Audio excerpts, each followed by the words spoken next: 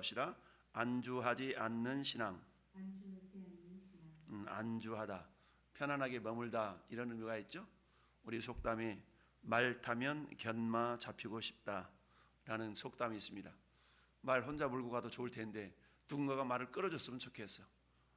등 따스면 배부르면 눕고 싶고, 등 따스면 눕고 싶고, 이런 어떤 그런 우리 용어들이 많이 있습니다. 인간의 육체라는 것은 지속적으로 편안함을 추구하려고 하는 그런 본성이 있게 마련이죠.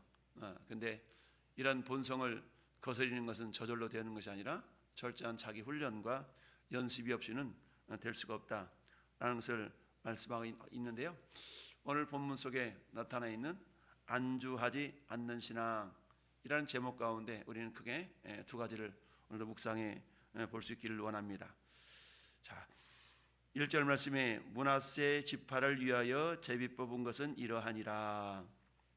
그러니까 므낫세 지파, 여러분 므낫세는 누굽니까? 요셉의 장자였죠. 물론 야곱의 12아들 가운데 장자는 누구였습니까? 장자는 루벤이었죠. 근데 루벤은 어때요? 그 아버지 침상을 더럽혔으므로 장자의 명분이 누구에게로? 요셉에게로 갔다라고 말씀하고 있죠. 여러분, 이스라엘 나라의 문화의 특징은 뭡니까? 장자에게는 아버지 유업을 두 몫을 받는 것이 장자의 특권입니다. 그래서 그 특권대로 결국 12지파 가운데 레위 지파가 땅을 분배받지 못했기 때문에 11지파에만 머무를 수 있었죠. 그러나 하나님의 약속은 이루어져야 하겠기에 12지파가 되기 위하여서 결국 요셉 지파를 두 지파로 나누게 됩니다. 즉 요셉이 역대상 5장의 말씀처럼 두 몫을 차지하게 되었다는 얘기죠. 그래서 그 두 몫을 우리가 므낫세와 에브라임이라고 말할 수가 있죠. 그런데 그 므낫세가 그래도 요셉의 장자이죠. 그래서 가나안 땅을 분배받음에 있어서 가장 넓은 지역을 분배받은 그런 지파가 므낫세 지파라고 말할 수가 있습니다. 왜냐하면 므낫세 지파는 요단 동편 북부 지역뿐만 아니라 요단 서쪽에 있는 중심부까지 분배를 받았기 때문에 므낫세, 그래서 므낫세 절반 지파, 므낫세 절반 지파라는 말이 나오는 까닭이 그거거든요. 요단 동편 지역에도 므낫세 지파가 분배받은 땅이 있고 요단 서편에도 므낫세 지파가 분배받은 땅이 있었기 때문입니다. 이와 같이 므낫세 지파는 절반은 요단 동편에, 절반은 요단 서편에 이렇게 거주하게 되어 있죠. 자, 그래서 므낫세 지파를 위하여 제비 뽑은 것은 이러하니라. 므낫세는 요셉의 장자였고 므낫세의 장자 마길은 길르앗 아버지라. 그는 용사였기 때문에 길르앗과 바산을 받았다. 즉 요단 동편 지역을 지금 말씀하고 있는 거예요. 그러면서 므낫세의 남은 자손을 위하여서 그들의 가족대로 제비를 뽑았는데 그들은 곧 아비에셀의 자손, 헬렉의 자손, 이스리엘의 자손, 세겜의 자손, 이처럼 6 족속들을 쭉 얘기하고 있는 겁니다. 그러면 자, 17장 1절은 요단 동편 지역을 분배받은 므낫세 지파를 이야기를 하고 있고 2절은 요단 서편을 분배받은 그런 므낫세 지파를 말씀하고 있습니다. 그러니까 므낫세 절반 지파는 요단 동편 북부 지역을 이렇게 분배받았어요. 그것이 길앗과 바산이라는 지역이죠. 그 다음에 요단 서편 지역의 므낫세 절반 지파가 차지한 땅은 그 6 그 가족을 위하여서 주님이 이렇게 분배하도록 했던 것이죠. 그렇게 해서 이렇게 나눠지게 되었는데, 근데 특별히 헤벨의 자손 가운데서 아들 길앗 손자 마길의 증손 므낫세 현손 슬로바앗이라는 사람이 있었는데 이 슬로바앗은 아들이었고 딸뿐이었다. 근데 그 딸도 몇 명? 오늘 성경 보니까 4명이 나타나 있죠. 3절 말씀에 말라, 노아, 호글라, 밀가, 다르사 5명이네요. 5명이 나타나 있는 겁니다. 그런데 대부분 이 당시에 문화 자체가 이스라엘 문화 자체가 어땠습니까? 남성주의, 남성을 중심으로 한 모든 역사가 이루어지게 됐죠. 근데 이 슬로바스는 아들이 없고 딸밖에 없었다라는 겁니다. 그러니까 이 당시에 땅을 분배할 수 있는 권한이 누구에게 있었어요? 제사장 엘라셀과 그 다음에 여호수아와 그 다음에 각 지파마다 지도자 한 사람씩 이렇게 해서 땅을 분배할 수 있는 그런 권한이 주어져 있었죠. 그래서 아들이 없고 딸밖에 없었던 이 슬로바스의 이 자녀들은 어땠어요? 이 지도자 앞에 나가서 말하기를 여호와께서 모세에게 명령하사 우리 형제 중에서 우리에게 기업을 주라 하셨다 하매 여호와의 명령을 따라 그렇게 잘 했습니다. 그래서 요단 동쪽 길앗과 바산 외에 므낫세에게 10분깃이 돌아갔으니 이 말은 요단 동쪽과 요단 서쪽에게 다 분배가 되었습니다. 그런데 아시다시피 6절 말씀에 므낫세의 여자 자손들이 그의 남자 자손들 중에서 기업을 받은 까닭이었으며 길앗은 므낫세의 남은 자손에게 속하였더라. 그러니까 이 가운데 딸들에게는 어때요? 원래 이렇게 분깃이 없었는데 그 딸 자손들이 뭐라고? 그 엘라살과 여호수아와 그 지도자 앞에 나가서 우리에게도 좀 주시오라고 말하고 있는 것입니다. 그러니까 오늘 본문을 통해서 이야기할 수 있는 것은 뭡니까? 한마디로 말하면 이 슬로바 딸들의 믿음을 볼 수가 있죠. 이들의 믿음 어떤 믿음입니까? 소극적인 믿음이 아니라 적극적인 신앙의 자세를 보이고 있죠. 마태복음 11장 12절에 천국은 침노를 당하나니 침노하는 자는 빼앗느니라 라는 말씀이 있습니다. 침노하는 신앙, 즉 침노를 당한다라는 얘기는 뭡니까?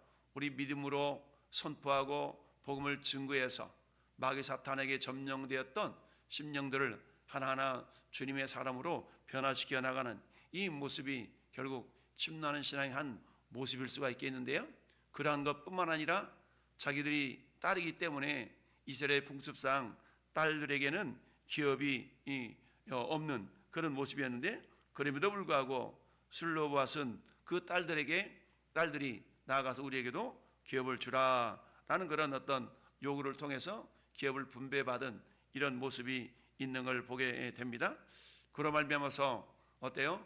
이것이 이제 풍습이 되어지게 되는데 어찌하든 이 므낫세 지파와 그 에브라임 지파에게 두 몫을 주는, 즉 요셉의 자손이 두 몫을 받게 되는, 결국 장자의 명분이 실질적인 혈통적인 장자는 그야말로 루벤이었지만 아버지 침상을 더럽혔기 때문에 결국 장자의 명분이 요셉에게 있느니라 라고 역대상 5장에서는 말씀하고 있지요. 그렇기 때문에 이 장자의 명분대로 결국 두 몫을 받게 됐는데, 그런데 다른 지파보다 두 몫을 받게 됐으니까 많잖아요. 그러니까 야 니네들은 그냥 안 받아도 돼 라고 말할 수가 있겠지만 그렇지 않냐고 그들도 우리에게 남자가 없다고 해서 우리에게 땅을 주지 않으면 안 되지 않냐 라고 하면서 요청해서 결국 그 기업을 받게 되었다라는 이야기입니다. 이처럼 우리들도 하나님의 귀한 사명을 부여받고 이 땅을 살아감에 있어서 때로는 이 슬로바 자녀들처럼 마땅히 우리가 받아야 될 어떤 것이 있음에도 불구하고 그것을 우리가 받아내지 못하는 연약함이 있을 수가 있는데, 그런데 침노하는 신앙, 적극적인 신앙을 통하여서 어때요? 안주하지 아니하고 자기 것을 요구할 수 있는 그런 당당함과 담대함이 우리 가운데 있어야 된다라는 얘기입니다. 그렇습니다. 하나님께서 약속하셨기 때문에 의뢰이 알아서 해주겠지 라는 어떤 소극적인 자세를 가질 수가 있지만, 그러나 자기들에게 하나님의 약속을 반드시 이루어 주기를 원하는 그런 적극적인 태도로 당당하게 요청하는 이런 모습들이 우리에게는 필요하다라는 것입니다. 그래서 우리는 슬로바스의 딸들을 보면서 하나님의 약속이 우리들 앞에 놓여져 있다 할지라도, 왜 그렇지 않습니까? 에스겔서에 보니까 우리 하나님은 70년의 포로 생활 속에서 이스라엘 백성들을 회개케 하시고 다시금 예루살렘을 회복시켜 주시겠다는 그런 약속을 주셨죠. 그런데 어때요? 그 약속만 믿고 그저 머물러 있는 것이 아니라 어땠습니까? 그래도 그들이 내게 이루어 주기를 뭐해라? 구하여야 할지라 라고 말씀하고 있습니다. 그렇습니다. 하나님의 약속은 그저 저절로 성취되는 것이 아니라 그 약속을 믿고 그 땅을 밟는 자들에게, 즉 적극적으로 요구하고 쟁취해 나가는 자들의 몫이다 라는 것을 알 수가 있습니다. 사도 바울도 그래서 빌립보서 2장에서 그렇게 말씀하고 있죠. 우리는 이미 예수님을 믿고 구원받은 자들이죠. 그럼에도 불구하고 뭐라고 말씀하고 있습니까? 너희가 두렵고 떨림으로 너희 구원을 이루라 라고 말씀하고 있죠. 왜요? 이미 우리는 구원받은 존재, 즉 예수 그리스도를 우리의 구주로 영접하는 순간에 우리는 하나님의 자녀들이 다 된 것이죠. 그럼에도 불구하고 뭐라고 말씀합니까? 구원을 이루어 가라 라고 말씀하죠. 이것을 우리는 신학적으로 표현할 때 성화의 과정이다 라고 말씀할 수가 있고, 하나님의 나라라는 것이 이중적인 의미가 있다. 즉 already not yet, 이미 그러나 아직은 이란 의미로도 우리가 표현하고 있죠. 예수님을 믿는 순간 우리는 이미 하나님의 자녀요 하나님 나라 백성입니다. 그럼에도 불구하고 아직은 완전한 하나님 나라를 이루어가지 않고 있기 때문에 여전히 그 나라를 위하여서 우리는 뭐 해야 된다? 마치 슬로브와 딸들이 요청하고 적극적으로 자기 땅을 쟁취해 나갔던 것처럼 우리들 역시 마찬가지입니다. 두렵고 떨림으로 너희 구원을 이루라. 그래서 구원이라는 것은 세 가지 시제로 표현된 것을 보게 됩니다. 과거적인 시제, 이미 예수님을 믿었기 때문에 너희가 영생을 얻었나니, 이건 과거죠. 이미 예수를 믿는 순간 영생을 얻었습니다. 우리 이름은 영원한 하나님 나라 생명책에 기록이 된 것이죠. 그래서 얻었나니, 그럼에도 불구하고 어때요? 너희가 말세에 나타날 구원을 얻기 위하여, 미래적으로 표현하고 있죠. 말세에 나타날 구원을 얻기 위하여, 이건 아직 구원받지 못한 것 같은 의미가 있지만 이것은 영원한 하나님의 나라, 영원한 천국의 삶을 우리가 들어가야 되기 때문에 그렇죠. 이를 위하여 예수님은 내가 너희를 위하여 처소를 예비하러 가노니, 그 주님이 준비하신 그 처소, 그 처소에 완전하게 들어가는 것, 이것은 뭡니까? 이 땅에서 살아가는 이 육체가 아니라 이제 부활의 영광의 몸을 입고 살아갈 영원한 영생의 삶을 말씀하고 있는 것이죠. 이미 우리는 구원을 받았지만 여전히 구원을 이루어가야 되는 그런 어떤 이중적인 삶을 우리가 살아가고 있다라는 얘기죠.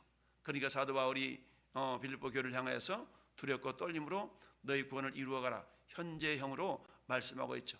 이것은 성화라는 말로 표현할 수도 있는 겁니다. 즉 예수 그리스도의 장성한 분량이 충만한 데까지 우리의 믿음이 진보가 있어야 됩니다. 여러분, 믿음이 없이는 하나님을 기쁘시게 할 수 없기 때문에 하나님을 기쁘시게 할 수 있는 그 믿음은 오늘 슬로브와 딸들이 가지고 있었던 하나님의 약속이 있으니까 뭐 알아서 해주겠지가 아니라 당당하게 자기 몫을 요청해서 자기 것을 누릴 수 있는 그런 믿음의 자세는 아무리 하나님의 약속이 있다 할지라도 그 약속이 내게 이루어질 수 있도록 우리는 어때요? 믿음의 발걸음을 내디딜 수가 있어야 되는 것입니다. 이 아침도 우리는 성경 속에 수많은 약속들이 있습니다. 그러나 수많은 약속들은 저절로 나에게 다가오는 것이 아니라 그 약속을 믿고 그야말로 믿음의 발자취, 믿음의 발걸음을 내딛는 자들에게 주어지는 하나님의 놀라운 은혜라는 것을 우리가 기억할 수 있어야 됩니다. 우리는 어제 주일에 묵상해 봤던 여러분 14장에 우리는 갈렙의 신앙을 묵상해 보았습니다. 하나님께서 아무리 약속이 있다 할지라도 내 나이 85세로 돼 그때나 지금이나 일반이다 라고 말씀하고 있지 않습니까? 이처럼 하나님의 약속을 부여잡고 있는 사람들에게는 하나님께서 그 약속을 이루어 주셔야 되기 때문에 그 사람의 건강도 책임져 주신다 라고 말씀을 드렸습니다. 그러나 아무리 하나님의 약속이 있다 할지라도 그 약속을 내 것 삼지 않는다면, 그 약속을 내 것으로 삼고 그 약속의 말씀을 주장해 나가지 않는다면 그 약속은 나를 통하여 성취되는 것이 더 연기가 될 수가 있다. 여러분이 이것을 하나님께서 저 아브라함을 통해서 이스라엘 자손들에게, 아말렉 족속에게 4대 만에 너희가 돌아올 것이다 라는 애굽 생활을 예언한 바가 있습니다. 그런데 그것은 즉 400여 년의 인생을 말씀하고 있는데, 그런데 실상 이스라엘 백성들이 애굽에서 건집을 받은 것은 430년이 걸린 것이죠. 왜 그랬을까요? 하나님의 약속은 반드시 이루어지지만 그들이 하나님의 약속을 믿고 기도하지 않았기 때문에, 부르짖지 않았기 때문에 결국은 30년이 더 연기가 되었다라고 해석할 수도 있습니다. 그렇습니다. 하나님의 약속은 반드시 이루어지지만 그러나 그 약속은 믿는 자들을 통하여 이루어진다는 사실을 기억하면서 오늘도 우리는 어때요? 그 약속, 성경에는 수많은 약속들이 있다고 그랬죠? 근데 그 약속은 저절로 주어지는 것이 아니라 약속 이면에는 뭐가 있다? 반드시 명령이 있다. 그래서 명령과 약속은 함께 우리에게 주어지는데, 그 명령을 준행할 때 우리에게 주어지는 그 약속이, 우리는 약속의 성취가 결국 축복이다라고 말씀할 수가 있습니다. 따라서 하나님 우리에게 복을 주시기를 원하시는 분, 민수기 6장에 말씀하고 있습니다. 그런데 그 복이라는 것은 저절로 주어지는 것이 아니고 결국 믿음의 발걸음을 내딛는 자들에게 주어지는 것이다라는 것을 기억할 수 있어야 됩니다. 이처럼 오늘 우리 본문을 통하여 묵상한 슬로봇의 딸들의 적극적인 믿음의 자세, 이런 믿음의 자세가 곧 우리에게 주어져야 된다는 사실을 기억할 수 있어야 됩니다.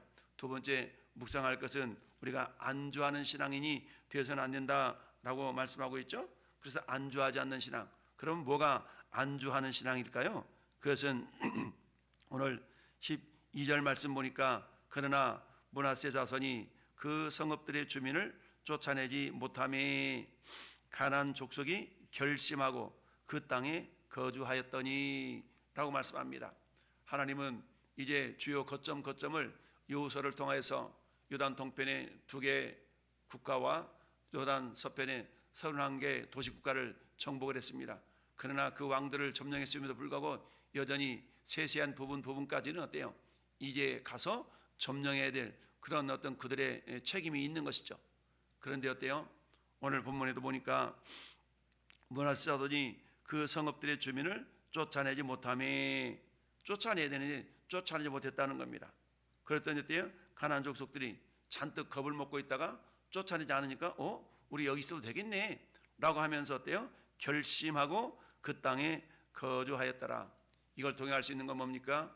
우리에게 있는 죄성이라는 것은 항상 안주하고자 하는 그런 성향이 있습니다. 그러면 어때? 그 죄성과 적당하게 타협하면 우리는 그 당시에는 편안할 수가 있습니다. 그러나 어때요? 시간이 지나면 오히려 그것이 뭐가 돼요? 우리의 옆구리에 가시가 될 수가 있다. 결국 이 이스라엘 백성들이 점령하지 못한 그 성읍들, 그 동네 사람들 통해서 결국 어떻습니까? 사사시대에 보면 그들 때문에 결국 옆구리에 가시가 되어서 굉장한 곤란을 받게 되는 것을 보게 됩니다. 그래서 우리는 알 수 있는 것처럼 우리 몸속에 있는 암덩어리가 있으면 어때요? 그 암덩어리를 도려내야 되겠죠. 근데 어때요? 그냥 적당히 내버려둬. 이래가지고 점점 그 암세포가 커져서 결국은 내 몸을 죽일 수 있는 그런 모습들이 있는 것처럼 오늘 하나님께서 허락하신 그 약속의 땅을 나가서 넉넉하게 물리쳐 내함에도 불구하고 그들은 뭐 했어요? 쫓아내지 못하며 가나안 족속이 결심하고 그 땅에 거주하였더라. 그 결과로 어떻습니까? 13절에 이스라엘 자손이 강성한 후에야 가나안 족속에게 노역을 시켰고 다 쫓아내지 아니하였더라.